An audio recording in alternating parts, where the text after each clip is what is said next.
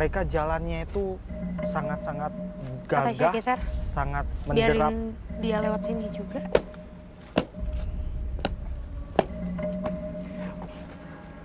Mereka bawa pisau yang lurus, bentuknya lurus, panjangnya segini. Itu untuk menakut-nakuti para pekerja. Jadi si pekerja itu ditakut-takutin.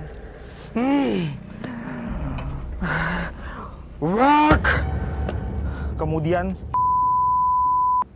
diinjak, dipaksa.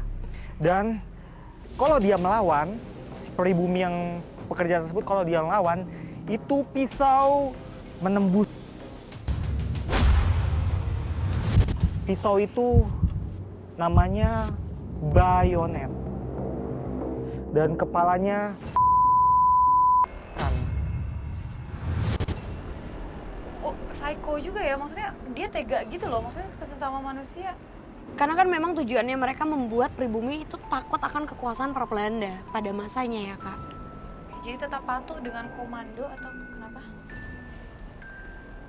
Ada beberapa anak kecil. Kak Rudi lihat kan?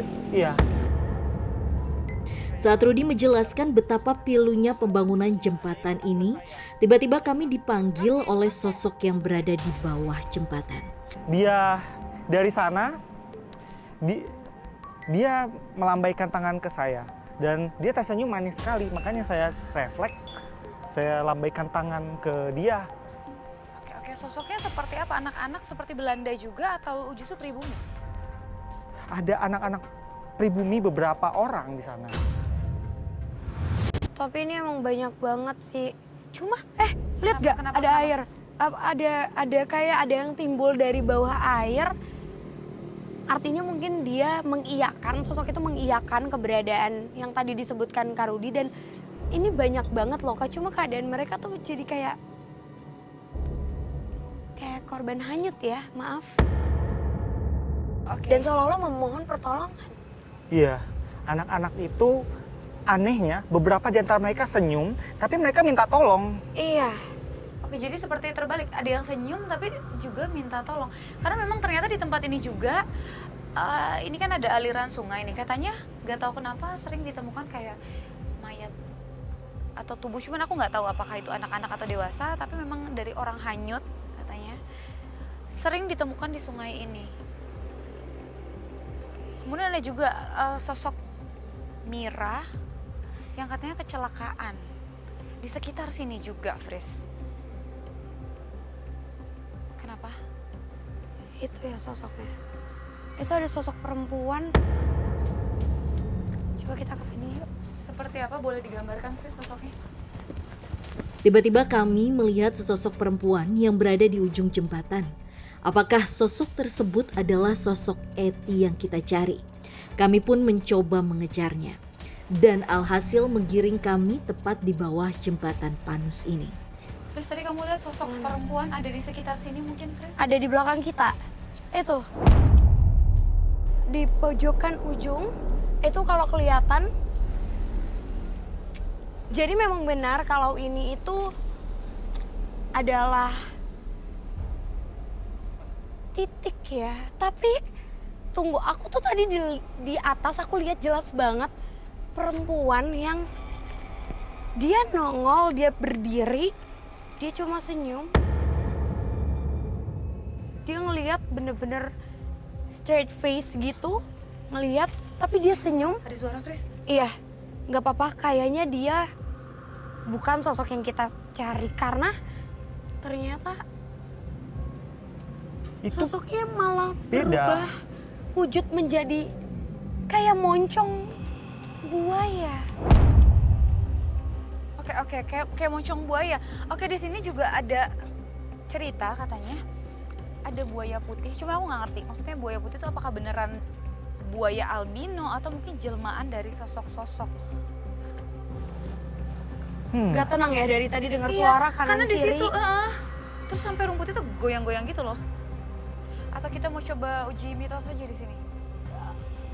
Tim ada yang bawa kayak daging segar gitu mungkin. Dari mitos yang beredar, terdapat sosok jelmaan buaya putih yang kerap muncul di bawah jembatan ini. Namun kami belum yakin apakah benar sosok tersebut adalah jelmaan buaya putih atau melainkan sejenis binatang lainnya. Kami pun meminta tim untuk mencari daging demi menguji mitos kebenaran jelmaan buaya putih tersebut. Untuk wilayah ini sendiri, menurutku wajar sih mereka meniru para hewan. Karena emang jelas banget bentuk itu adalah bentuk yang akan ditakuti oleh para manusia. Iya. Benar-benar orang kan takut ya sama yang namanya buaya. Cuma aku juga Benar. bingung ya di sini orang ngapain maksudnya? Karena wilayah ini dari dulunya setelah terbentuk menjadi sebuah jembatan, ini menjadi area pemancingan biasanya untuk masyarakat sekitar. Jadi banyak banget juga. Biasa memang orang yang hobi mancing setiap kali ada perairan. Dengar nggak? Kenapa? Dengar nggak air? Di sana tadi. Masuk nggak suara? Itu gerak banget. Iya itu tuh. Lihat Tuh, lagi tuh, nggak? tuh. Dan air di sini tuh tiba-tiba ya setelah kita menjelaskan ini semua, semuanya seolah-olah kayak jadi pada aktif dan nggak tenang banget. Dari arah sana bergerak terus ke bawah sini, bahkan tadi itu kayak berusaha untuk menjadi sosok perempuan lagi tapi tidak sempurna. Ada. Oh, itu tuh. Kita coba untuk uji mitos ya, yang kalau orang-orang tahu daging ayam ini adalah salah satu pakan untuk buaya. Sini biar aku lempar aja. Oke, Bisa Tris? lempar. Kami mencoba melakukan uji mitos dengan melemparkan daging tersebut ke arah bawah jembatan.